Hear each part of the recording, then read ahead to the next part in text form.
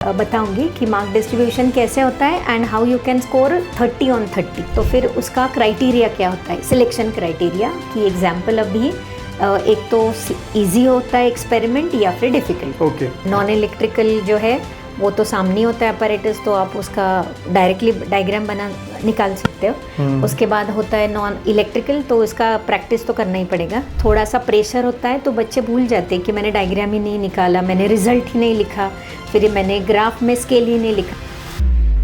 अरे भाई रुको रुको, आपके लिए बहुत बड़ी चीज लेके आया हूँ। महाराष्ट्र बोर्ड्स के एग्जाम में मचाना है। चैप्टर वाइज इंपॉर्टेंट क्वेश्चन चाहिए, वो भी with handwritten solutions. Sir previous year papers चाहिए विद डिटेल सॉल्यूशंस। ये सब मैं आपको देने जा रहा हूँ, वो भी बिल्कुल फ्री। आपको सिर्फ देने होंगे 30 सेकेंड्स और फॉलो करनी होगी 3 सिंपल स्टेप। स्टेप 1, हमारे यूट्यूब चैनल गणित अंक को सब्सक्राइब करना है। नंबर 2, डाउनलोड करना है गणित अंक ऐप और साइन अप करना है। स्टेप 3, आपको वो स्क्रीनशॉट हमें व्हाट्सएप करना है इस नंबर पर। आपका स्क्रीनशॉट मिला और हम आपको ऐड कर देंगे हमारे महा रिवीजन कोर्स में। इसमें आपको मैथ्स ही नहीं, फिजिक्स, केमिस्ट्री, इंग्लिश, कंप्यूटर और कई सारे सब्जेक्ट्स के बहुत सारी चीजें मिलने वाली है। अगर हम आपके लिए इतना कुछ कर रहे हैं तो आपका भी इतना बनता है ना, तो इसीलिए गणित अंक के साथ पढ़ोगे तो हमेशा आगे रहोगे। All the best. हेलो बच्चों, वेलकम टू गणित अंक। बोर्ड एग्जाम पास में आ रहे हैं और हमें पता है उससे पहले होता है प्रैक्टिकल एग्जाम्स। वो प्रैक्टिकल एग्जाम्स क्या होता है, ये है ना, यहाँ से क्वेश्चन मार्क है। हम सीईटी, जेई, नीट यही करते रह गए, प्रैक्टिकल एग्जाम के लिए बहुत कम अटेंड किया है। यहाँ पे एग्जाम्स आ गई, अब क्या क्या करना होगा, क्या करेंगे तो पूरा स्कोर मिलेगा।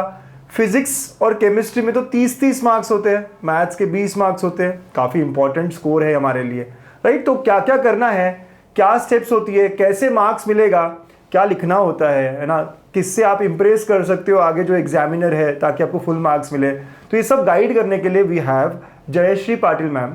आप सब जानते हो इन्हें, एफसी कॉलेज में प्रोफेसर है, 23 इयर्स का एक्सपीरियंस है, पेपर सेट किया है, पेपर एग्जामिन किया है, 8 टाइम्स मॉडरेशन भी कर चुके हैं फिजिक्स के, और प्रैक्टिकल एग्जाम्स तो ये लेते ही रहते हैं इनके कॉलेजेस में। तो एफसी कॉलेज में क्या होता है, कैसे होता है, वो भी बताएगी मैम। ओके, सबसे most prestigious college in Pune, आप सब जानते होंगे, फर्ग्यूसन कॉलेज, वहाँ वो पढ़ाती है और प्रैक्टिकल एग्जाम के बारे में हमें गाइड करने वाले हैं। ठीक है, so ma'am thank you for coming. And आपको पता है बच्चे जो है ना, वो लास्ट मोमेंट पे, अब 4 दिन बाद प्रैक्टिकल है तो क्या करना है क्या नहीं करना है इसके बारे में थोड़ा सोच रहे हैं। So ma'am before I start, मुझे बस एक चीज़ पूछना है कि मिनिमम मार्क्स कितने मिलते हैं अगर ये बच्चा जाएगा प्रैक्टिकल एग्जाम में और जो जो आप कहोगे वो कर लेगा, चाहे वो रिजल्ट आए नहीं आए, क्योंकि इन्हें पता ही नहीं परफॉर्म क्या करना है, कैसे करना है। तो what is the minimum score that teachers give? Actually अगर जर्नल उनका कंप्लीट होता है तो कंप्लीटेड जर्नल के लिए 5 मार्क्स तो उनको इजीली मिल जाते हैं। उसके बाद जो वाइवा क्वेश्चंस होते हैं, so those are based on experiments and activities which they have performed. तो अगर थियरी का उनका पढ़ाई हो गया होता है तो फिर प्रैक्टिकल्स के वाइवा क्वेश्चंस इजी, एक हाथ 2 क्वेश्चन पूछते होंगे ना वाइवा में, ऐसे अलग से होता है कि जैसे नहीं, जो एक्सपेरिमेंट और एक्टिविटी उनको at the time of exam मिलता है उसके ऊपर ही वो 1-2 सवाल वही पूछ एक लेंगे। 2 सवाल, हाँ, तो वहाँ पे 5 मार्क्स भी वो स्कोर कर सकते हैं। So 10 marks are internal marks actually. फिर बचते हैं अभी लॉन्ग एक्सपेरिमेंट, शॉर्ट और activity. So throughout the year जैसे उन्होंने परफॉर्म किया है उसके हिसाब से वो मिल जाता है। लेट्स से बच्चे ने काफी परफॉर्म कम किया है, सो मतलब आप एज ए टीचर आप ही स्कोर देते हो ना, तो आपने कितना मिनिमम दिया है? मैं बस आपसे ये थोड़ा अंदर की बात जानना चाह रहा हूँ। मतलब एट द मोस्ट 20 तक तो मिल जाते हैं, 22-23 ऐसे। मतलब पास होने के लिए बाकी 10-12 मार्क्स, 15 मार्क्स ही उसे लगेंगे। तो हमारे टीचर्स ना बहुत अच्छे होते हैं, हम उन्हें पता है कि आपने साल भर ज़्यादा पढ़ा नहीं है, और बहुत सारे बच्चों ने तंग भी किया होता है टीचर्स को, स्टिल दे गिव 22-23 तो आराम से 25 भी मतलब आराम से मिल जाते हैं अगर ठीक ठाक लिख कर आओ चीज़ों। तो चलो जानते हैं ना क्या क्या होता है क्या क्या नहीं होता है। तो ये 30 मार्क्स कैसे डिस्ट्रीब्यूटेड है? या मैम 30 मार्क्स का एग्जाम फिजिक्स का। हाँ, सो एग्ज़ाम जो होता है हमारा फिज़िक्स का, तो उसमें 70 मार्क्स का जो होता है वो थियरी होता है, जो लिखना होता है बच्चों को ऑफलाइन। प्रैक्टिकल भी जो होते हैं वो भी ऑफलाइन होते हैं, और 30 मार्क्स उसको अलॉट किया है बोर्ड ने। तो 30 मार्क्स में लॉन्ग एक्सपेरिमेंट होता है 10 मार्क का, शॉर्ट एक्सपेरिमेंट 5 मार्क्स का, एक्टिविटीज़ 5, मतलब एक एक्टिविटी करना होता है, और जो वाइवा क्वेश्चंस होते हैं 5 मार्क्स, और सर्टिफाइड जर्नल आपका होगा तो फिर मिल जाते हैं 5 मार्क्स। तो यहाँ पे जो ये 10 मार्क्स है ये इंटरनल मार्क्स होते हैं, सबको मिल जाते हैं। मतलब बच्चे बोलते हैं वाइवा में कुछ तो भी गलत भी हो गया तो भी बोलना ही होता है हमें। सो लाइक अगर कुछ नहीं बोलते हम तो वाइवा में थोड़ा सा क्वेश्चन मार्क लग जाता है कि कितने मार्क्स दिए हम, इसलिए आपको गलत या करेक्ट सोचो ही मत, बोल दो जो आता है ना वो मोमेंट पे दिमाग में वो बोल देना है आपको।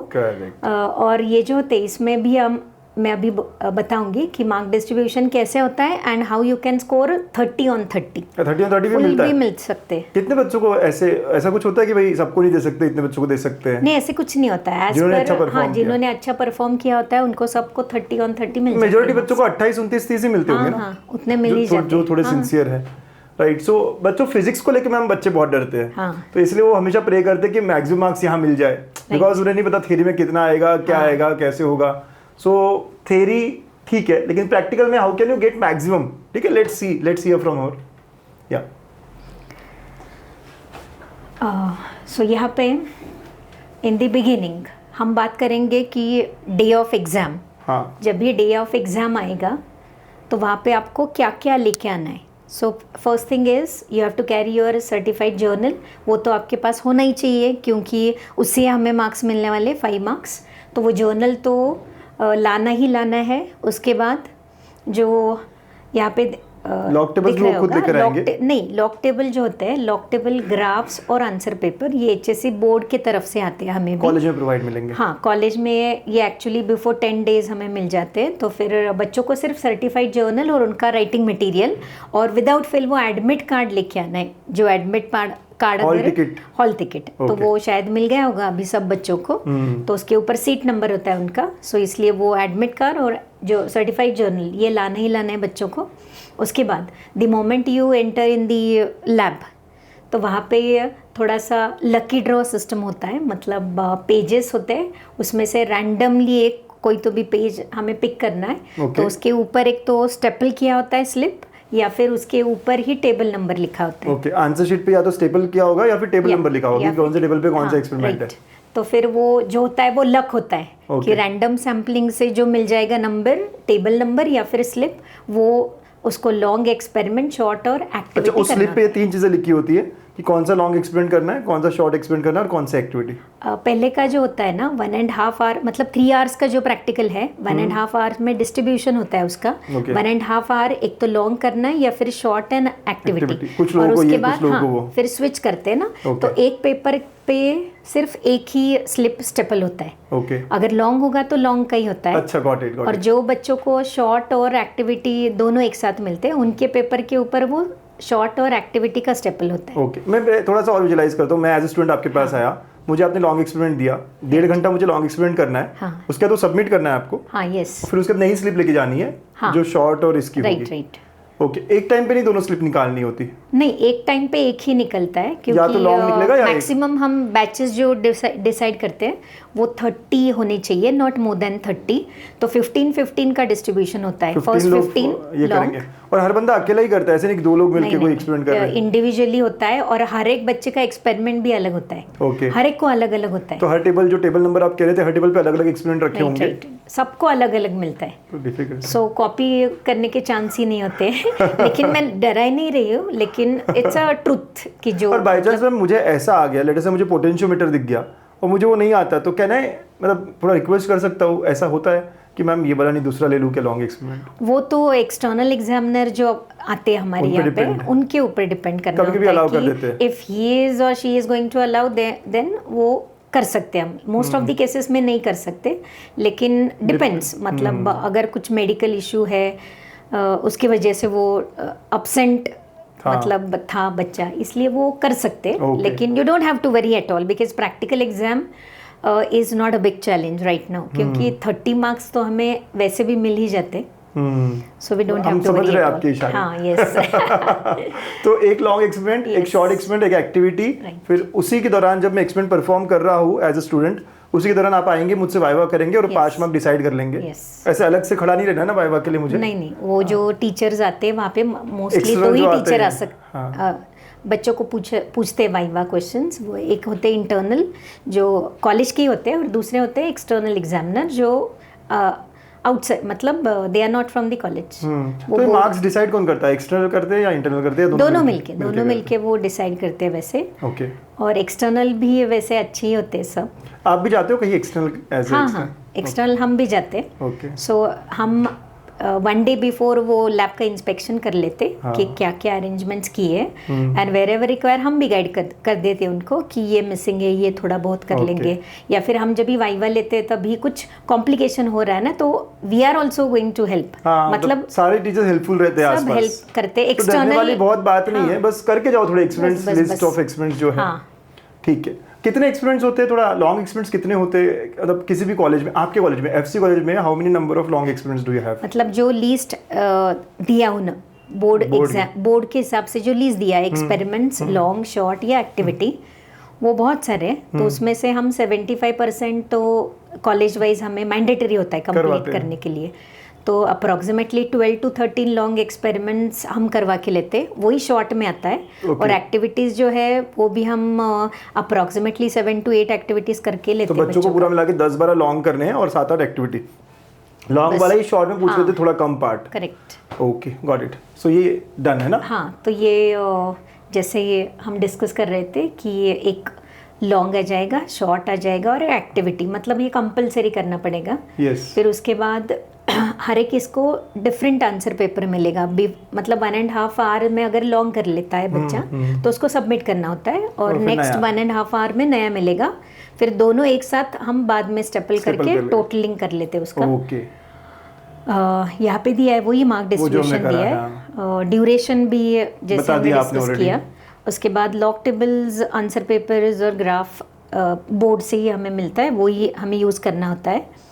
जो की सेटिंग स्टूडेंट्स को करनी पड़ेगी, प्रोसीजर बच्चे फॉलो करते हैं ना, वो ऑब्जर्व करते हैं हम, और उसके मार्क्स भी मिल जाते हैं बच्चों को। और viva questions again they think we have discuss, जो एक्सपेरिमेंट लाए, एक्टिविटी या थ्रू आउट दी मतलब ईयर किया है आप लोगों ने, उसके ऊपर वो वाइवा क्वेश्चंस आते हैं। और मैं अभी भी वही बात बता रही हूँ कि अगर आपका थियरी बहुत सारा हो गया प्रॉपर, तो ये वाइवा में कुछ प्रॉब्लम नहीं आते वैसे। Okay, yeah so write up on answer paper. हाँ, राइट अप अभी क्या क्या चाहिए आपके आंसर पेपर के ऊपर, सीट नंबर हमें लिखना ही होता है, which is provided in figures as well as words में होता है एडमिट कार्ड के ऊपर, वैसे का वैसा कॉपी करना है। सेंटर नंबर जो आपका कॉलेज का नंबर दिया होता है वो 3 डिजिट्स का होता है, वैसे आपको कॉपी करना है। फिर कंटेंट लिखना होता है, या फिर क्वेश्चन स्लिप अगर पेस्ट किया होगा तो एज पर इंस्ट्रक्शन, मतलब टीचर अगर बोलते कि आप क्वेश्चन स्लिप कॉपी कर लो तो फिर से कॉपी करना है। जहाँ पे क्वेश्चन स्लिप स्टेपल नहीं किया होता है, टेबल नंबर है, तो वहाँ पे कंपलसरी वो क्वेश्चन स्लिप लिखना ही होता है। तो कौन सा एक्सपेरिमेंट आया वो पूरा स्टेटमेंट लिखना पड़ेगा, पूरा स्टेटमेंट लिखना पड़ेगा, बताएगा आपको टीचर। फिर the moment you are starting with the actual exam, तो क्या क्या एक्सपेक्टेड होता है, हर एक को लिखना ही पड़ता है। एम, अपैरेटस, फिर डायग्राम, अगर सेटअप का डायग्राम होगा तो सेटअप का डायग्राम, या फिर सर्किट डायग्राम, तो ये तीनों चीज़ें तो मैंडेटरी है, यू हैव टू राइट। उसके बाद आता है फॉर्मूला, एक तो फॉर्मूला लिख लो एज पर, मतलब पूछना होता है आपको कि फॉर्मूला लिखे या लॉ लिखे।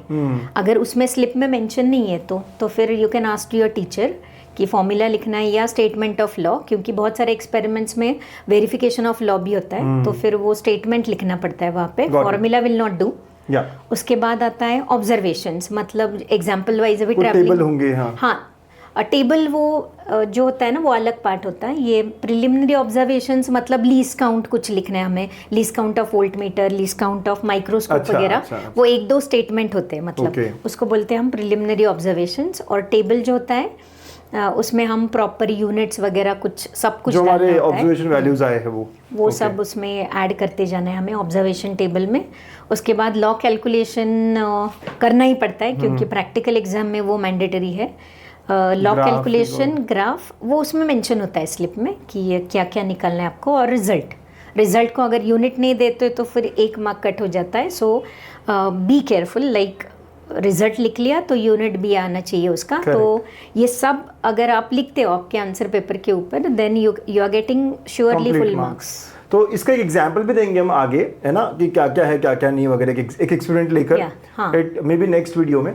लेकिन अभी ये समझ लो कि यार अपना सीट नंबर लिखना बहुत जरूरी है। बहुत सारे बच्चे ऐसे करते होंगे ना कि सीट नंबर ठीक से नहीं लिखा, इसलिए हम 2 पार्ट्स में उसको डिवाइड करते हैं कि एक पेज अगर बच्चे ने सबमिट कर दिया विदाउट राइटिंग सीट नंबर, पर आप लोग चेक भी करते होंगे शायद, तब चेक करते हैं हम, साइन करने जाते हैं ना तभी चेक करते हैं कि ये करते हैं गलतियां छोटी-छोटी। हाँ, थोड़ा सा अंडर प्रेशर होते हैं बच्चे, सो हो जाता है, but the teachers are there to help you out, so no worries at all. Correct, मुझे अभी भी याद है, ऐसे यहाँ एम लिखो, फिर आगे लिखो, फिर एप्रेंटिस लिखो, फिर ये करो, फिर डायग्राम करो, ठीक है चलो। एम एक हिंट बता देती हूँ मैं यहाँ पे, एम कहाँ से लिखते हैं हम, जो स्लिप होता है वहाँ से determine so and so, verify so and so, वो एम आता है, अपने आप आ जाता है। अपैरेटस हमारे सामने ही होते हैं, तो क्या क्या है उसको, क्या क्या है उसको बोलते हैं, वो लिखना है। डायग्राम जो एक्सपेरिमेंटल सेटअप मतलब नॉन इलेक्ट्रिकल, अगेन सामने ही है। सर्किट डायग्राम हमने तो थियरी में ही सीखा है, तो वो भी हम थोड़ा सा ट्राई कर सकते हैं। इवन स्टेटमेंट ऑफ लॉ भी उसमें ही रहेगा ना, जो डिटरमाइन वाले में। हाँ हाँ, स्लिप में ही होता है। राइट, चलो नाइस। सेटअप कैसा है? अभी जब भी हम कॉम्बिनेशन करते हैं, मतलब हर एक बच्चों को लॉन्ग, शॉर्ट और एक्टिविटी मिलता है फॉर 20 मार्क्स। करेक्ट। तो फिर उसका क्राइटेरिया क्या होता है, सिलेक्शन क्राइटेरिया की एग्जाम्पल अभी एक तो इजी होता है एक्सपेरिमेंट या फिर डिफिकल्ट। ओके, सारे एक्सपेरिमेंट या तो इजी होंगे या डिफिकल्ट होंगे। दूसरा क्राइटेरिया आता है उसमें, एक तो इलेक्ट्रिकल होंगे या फिर नॉन इलेक्ट्रिकल, और लास्ट पार्ट आता है उसमें इधर कैलकुलेशन या फिर ग्राफ या दोनों। सो वैसे मेंशन होता है स्लिप में कि आपको ग्राफ प्लॉट करना है या फिर कैलकुलेशंस करना है या दोनों करना है। सो अगेन अगर इजी मिल रहा है एक्सपेरिमेंट तो फिर वो इलेक्ट्रिकल भी हो सकता है, नॉन इलेक्ट्रिकल भी हो सकता है, कॉम्बिनेशंस बन सकते हैं, कुछ भी कॉम्बिनेशंस इसके। Got it, right. तो ऐसे भी ना कि अगर लॉन्ग इजी मिल गया तो शॉर्ट थोड़ा सा इलेक्ट्रिकल डिफिकल्ट, ऐसा कुछ। जो स्लिप्स दिए होते हैं, HSC बोर्ड जो है उन्होंने प्रोवाइड किए होते हैं ये स्लिप्स। ये कहाँ पे मिलेंगे आपको, जो हैंडबुक है हमारा 12th का फिजिक्स प्रैक्टिकल हैंडबुक है, उसके बैक साइड को सब लिस्ट की दी है उन्होंने, ये बोर्ड के स्लिप्स। सो कॉलेज लेवल पे हम थोड़ा सा मॉडिफाई कर देते हैं उसको, एज पर हमारा सेटअप जो होता है ना उसके हिसाब से थोड़ा सा हम चेंज कर देते हैं। सो स्लिप्स के ऊपर से ये सब मिल जाता है हमें कि मतलब क्या करना है बच्चों को। सो दी स्लिप्स जो होते हैं ना, they are giving you exact idea कि आपको क्या करना है। सो थोड़ा सा मॉडिफिकेशन हम कर सकते हैं, और स्लिप्स में गिवन वैल्यूज ऑलरेडी दिए होते हैं, वो सिर्फ आपको सब्स्टिट्यूट करने। तो वेर एवर रिक्वायर्ड ये गिवन वैल्यूज दिए होते हैं उन्होंने। और मार्क डिस्ट्रीब्यूशन टेबल सब कॉलेज में नहीं देते, लेकिन हमारे यहाँ पे हमारे कॉलेज में हम ये मार्क डिस्ट्रीब्यूशन टेबल भी देते हैं कि किस चीज़ के लिए कितना मार्क है। तो फिर बच्चे भूलते नहीं है ये लिखना, थोड़ा सा प्रेशर होता है तो बच्चे भूल जाते हैं कि मैंने डायग्राम ही नहीं निकाला, मैंने रिजल्ट ही नहीं लिखा, फिर मैंने ग्राफ में स्केल ही नहीं लिखा। इसकी वजह से हम हमारे कॉलेज में तो देते ही है कि डिस्ट्रीब्यूशन टेबल। मैम अगर किसी ने ज़्यादा नहीं पढ़ा है अभी प्रैक्टिकल एग्जाम्स का और बहुत टेंशन ले रहा हो, व्हाट डू यू से टू हिम और हर, कि क्या वो थोड़ा कर ले? क्योंकि ऐसे बच्चे होंगे ना जिन्होंने स्ट्रेस ले लिया कि 2 दिन बाद एग्जाम है मेरा, प्रैक्टिकल एग्जाम, पहला बोर्ड का एग्जाम। तो एक मतलब मैं बताना चाहूँगी बच्चों को कि अगर इलेक्ट्रिकल एक्सपेरिमेंट्स ले रहे हैं हम, तो इलेक्ट्रिकल एक्सपेरिमेंट्स के जो सर्किट डायग्राम होते हैं वो आप प्रैक्टिस कर लो खुद से, वो तो हमने थियरी में भी पढ़े। करेक्ट। सो फिर एक लिस्ट कर लो कि हमें कितने सारे इलेक्ट्रिकल एक्सपेरिमेंट्स के सर्किट डायग्राम प्रैक्टिस करने। उसके बाद नॉन मैकेनिकल जो होते हैं वो सामने ही होता है अपैरेटस, वैसे के वैसे आप हमें कॉपी करना है। तो सर्किट डायग्राम आप प्रैक्टिस कर लो एक बार। फिर उसके बाद फॉर्मूला जो होते हैं, फॉर्मूला जहाँ जहाँ पे हमें यूज़ करने होते हैं वो फॉर्मूला भी एक थोड़ा सा प्रैक्टिस कर लो। और फॉर्मूला अगर आ जाता है ना तो ऑब्जर्वेशन टेबल ऑटोमेटिकली आ जाता है, क्योंकि फॉर्मूला में ही होता है ऑब्जर्वेशन। हाँ, मतलब इन शॉर्ट पता करो पहले तो कि अपने कॉलेज में कौन कौन से एक्सपीरियंस लिए गए हैं, क्योंकि मैम का जैसे कहना है कि हर कॉलेज थोड़ा डिफरेंट लिस्ट ऑफ एक्सपीरियंस पे काम करता है। हो सकता है एफसी कॉलेज में जो एक्सपीरियंस हो वो गरवारे में थोड़े अलग हो, कुछ मैच करेंगे कुछ अलग होंगे, क्योंकि एक लिस्ट है उसमें से 75% वो खुद सिलेक्ट करते हैं। तो आप पहले पता कर लो कि कौन से एक्सपीरियंस आपके यहाँ है, थोड़ा देख लो, उनकी थ्योरी देख लो, वो थ्योरी भी हो जाएगी बोर्ड्स के लिए हमारी, दोनों काम 2 in 1 हो जाएगा, राइट। तो वाइवा भी हो जाता है, तो काफी कुछ आप कवर कर सकते हो वहां से, ठीक है। राइट। आपको लेना है। तो यहाँ पे आप कॉम्बिनेशन देख सकते हो कि ये जो है लिस्ट, ये लॉन्ग एक्सपेरिमेंट्स की लिस्ट है, उसके बाद यहाँ पे शॉर्ट और ये activity. Okay. So example wise अभी लॉन्ग एक्सपेरिमेंट मिल गया, spring mass oscillator K by slow. Again दूसरा अभी स्प्रिंग मास ऑसिलेटर है तो ये नॉन मैकेनिकल है, तो इसको अगर मैंने क्लब कर दिया पोटेंशियोमीटर के साथ, जिसमें एक ही हमें सिर्फ रीडिंग लेना होता है क्योंकि ये शॉर्ट के अंडर आता है, तो फिर ये नॉन इलेक्ट्रिकल, इलेक्ट्रिकल, और फिर उसको क्लब कर देंगे हम एक तो सिंपल पेंडुलम के साथ, क्योंकि सिंपल पेंडुलम में कैलकुलेशंस है, या फिर जहाँ पे हमें लग रहा है कि ग्राफ आना चाहिए, हर एक बच्चों को सिंगल ग्राफ तो आना ही चाहिए, इसलिए हमने स्प्रिंग मास ऑसिलेटर में एक ग्राफ ले लिया, नॉन इलेक्ट्रिकल, इलेक्ट्रिकल और एक्टिविटी, जिसमें कैलकुलेशन। सो ये सिर्फ एग्जाम्पल दिए हमने, क्योंकि बहुत सारा लिस्ट है ये, लेकिन एक एग्जाम्पल वाइज लीज डाउन किया मैंने कि ये लॉन्ग आ सकते। सो लॉन्ग भी अगर आप देखोगे ना तो उसमें बाइफर्गेशन है, मतलब सोनोमीटर सिर्फ लॉ वेरीफाई करना है, एक तो कैलकुलेशन से या फिर ग्राफ से, दोनों नहीं। उसके बाद सोनोमीटर जो है उसका ही पार्ट, सिर्फ अननोन फ्रीक्वेंसी निकालना है, लॉ नहीं वेरीफाई करना है। तो ऐसे ये दिए है और इनको शॉर्ट में थोड़ा कुछ और पता करने के लिए यहाँ पे हम जैसे 4 रीडिंग्स ले रहे हैं ना, तो यहाँ पे सिंगल रीडिंग होता है, सेम एक्सपेरिमेंट, क्योंकि ये शॉर्ट है ना 5 मार्क्स का, इसलिए आपने ऐसे लिखा ना रेजोनेंस ट्यूब, तो रेजोनेंस ट्यूब ऐसे लिखा है ना, potentiometer, meter bridge for example. Example wise तो यहाँ पे हमें नंबर ऑफ रीडिंग्स ज्यादा होते हैं और यहाँ पे नंबर ऑफ रीडिंग्स थोड़े से कम होते हैं, मतलब एक ही काम वही करना होता है, काम वही करना होता है। और एक्टिविटीज जो है वो तो बहुत सिंपल होता है, क्योंकि 4-5 ही है एक्टिविटीज, ज्यादा नहीं है। हाँ, मतलब अभी 4 दिख रहे हैं, बहुत सारे एक्टिविटीज है, लेकिन जैसे मैंने बताया था कि 75% हम कॉलेज वाइज डिसाइड करते हैं कि कौन सा आना चाहिए। सो ये थोड़ा सा, मतलब ये क्राइटेरियाज होते हैं कि तो इस लिस्ट में से एक आएगा लॉन्ग, फिर उसके बाद में ये खत्म हो गया आपका 1.5 घंटा, उसके बाद में आपको दोनों एक साथ दिए जाएंगे, combination of this, and you have to do that for next 1.5 hour activity. Yes, सही तो अभी एग्जाम्पल हम देख लेंगे उसका, कि मान लो अभी ये spring mass oscillator as a long experiment बच्चों को मिल रहा है, तो ये again as per our college ये ब्लॉक नंबर 2 हमने हमारे कन्वीनियंस के लिए डाला है। तो टेबल नंबर एग्जाम्पल 7, ये एलई जो है ना, ये बोर्ड का नोटेशन होता है, लॉन्ग एक्सपेरिमेंट, और ये नंबरिंग भी उन्होंने ही दी है बोर्ड पैटर्न के हिसाब से। So we are not changing those numbers. तो LE2 आप देख लो, स्प्रिंग मास ऑसिलेटर ही होगा उसमें, लॉन्ग एक्सपेरिमेंट, और ये पूरा स्लिप है उसका, क्या करना है क्या नहीं करना है वो सब बताया हुआ है। तो अगर आप स्लिप पढ़ रहे हो केयरफुली, तो उससे आपका ऑब्जर्वेशन टेबल भी अपने आप हो जाता है तैयार। जैसे यहाँ पे दिख रहा है हमें कि ये add suitable mass capital M, फिर कैपिटल M से 3 मास छोटे और 3 मास बड़े, ऐसे तो ऑब्जर्वेशन टेबल का फर्स्ट कॉलम आ जाएगा। अगर मास आता है तो फिर M × G करके टेंशन आ जाएगा, और फिर एक्सटेंशन आ जाएगा। सो फिर फोर्स और एक्सटेंशन का ग्राफ यहाँ पे दिया है, डिटरमाइन फोर्स कांस्टेंट, स्लोप से निकालना है हमें, और प्लॉट ग्राफ ऑफ, ये भी दिया होता है, force against extension. So force मतलब y एक्सिस पे आएगा पहला क्वांटिटी, अगेंस्ट एक्सटेंशन मतलब वो आ जाएगा हमारा x एक्सिस पे। तो ये हिंट्स अभी स्लिप्स में दिए होते हैं, you have to just check out कि कौन से हिंट्स है। और यहाँ पे हम हमारे कॉलेज में ये ऐड करते हैं कि 10 मार्क्स का है लॉन्ग एक्सपेरिमेंट, तो डायग्राम के लिए 1 मार्क, सेटिंग मतलब आप जो अपैरेटस हैंडल करते हैं, नॉन मैकेनिकल, इलेक्ट्रिकल जो कनेक्शंस होते हैं, उसका 1 मार्क मिल जाता है। ऑब्जर्वेशन टेबल अगर करेक्ट आता है तो 3 मार्क्स, ग्राफ वगैरह सब ये मिला के पूरा 10 मार्क्स फॉर 1.5 आवर्स। ये लॉन्ग एक्सपेरिमेंट का।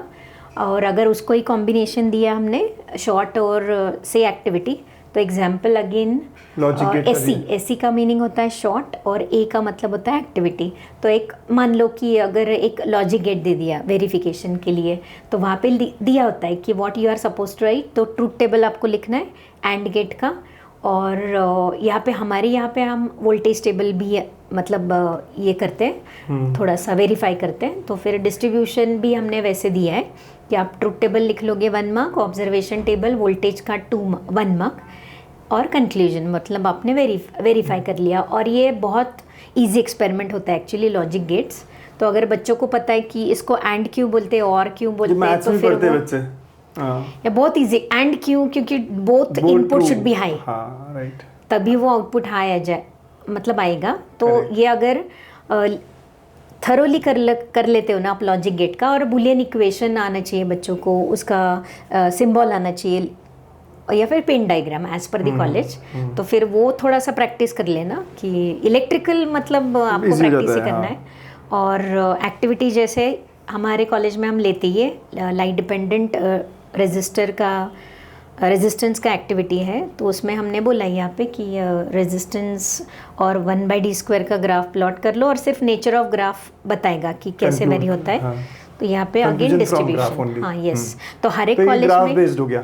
हाँ लेकिन हर एक कॉलेज में डिस्ट्रीब्यूशन नहीं दिया होता है, सिर्फ हमारे यहाँ पे हम थोड़ा सा बच्चों को कन्फ्यूजन नहीं चाहिए इसलिए हम ये देते हैं। तो हर एक स्टूडेंट ये चेक करता है कि मतलब मैंने लिख लिया या 1 मार्क का सिंबल मेरा लिख के हो गया, कनेक्शंस मैंने कर लिए, ऑब्जर्वेशन टेबल, ऐसे मिस आउट नहीं होता है। या फिर क्या होता है ना, बहुत बार ऐसा होता है कि जो मतलब अगर बहुत टॉप मोस्ट बच्चा भी होगा, टॉपर, वो भी थोड़ा सा प्रेशर में कंफ्यूजन की वजह से 1 मार्क उसका चला जाता है। Correct. इसलिए हम ये प्रोवाइड करते हैं। सही है, ये बहुत हेल्पफुल है हाँ। बच्चों के लिए। Correct, nice. तो इतना ही है। एंड बच्चे तो कर लेंगे क्योंकि थियरी का उनका पढ़ाई हो गया अभी। तो Right. फिर अगेन सेम सजेशंस कि आप नॉन इलेक्ट्रिकल जो है वो तो सामने होता है अपैरेटस, तो आप उसका डायरेक्टली डायग्राम निकाल सकते हो। उसके बाद होता है नॉन इलेक्ट्रिकल, तो इसका प्रैक्टिस तो करना ही पड़ेगा, फॉर्मूला प्रैक्टिस कर लो। मतलब जैसे मैं कह रहा हूँ कि इन एक्सपीरियंस को ऐसा देखो ना आप, क्योंकि ये थ्योरी का ही पार्ट है, थ्योरी में भी आपके सवाल खत्म हो गए। These are important questions for theory as well, right?